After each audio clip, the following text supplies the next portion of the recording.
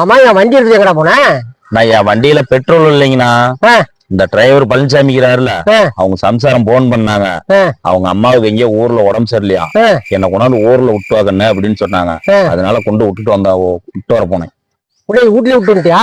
உங்க வீட்லயே விட்டு வந்துட்டேன். சரி, டிரைவர் போன் பண்ண வேண்டியதானே? அவர் போன் சுவிட்ச் ஆஃப் வந்துச்சுங்கன்னா, அதான் பஸ் ஓட்டும் போது இப்பெல்லாம் போன் பேசக்கூடாதுன்னு ரூல்ஸ் போட்டுக்கிறாங்க. அதனால நான் கொண்டு விட்டு வந்துட்டேன். ஏண்டா ஏன்னா அவர் டூட்டி முடிஞ்சு 2 நாள் ஆகுது. சரிண்ணா. வந்து புருஷன் கட்டி அடிபுட்டு கிடக்குறாங்க. அவங்க போயிடுவாங்க, அவன் பாத்துட்டு உக்காந்துக்கிறான். அவன் பேச்சு கண்டு கொண்டு போன் பண்ணு வீட்டுல விட்டு வந்துட்டேன். அவன் வந்தானா ஒன்னையும் வைக்க மாட்டான், என்னையும் வைக்க மாட்டான். எனக்கு தெரியாதுண்ணா. இப்ப என்னண்ணா பண்ணலாம்? இதான் வருவான் பாரு. A few moments later. அண்ணா, எங்கிட்டு போனதை பாத்தீங்களா? போனதை பார்த்தேன்.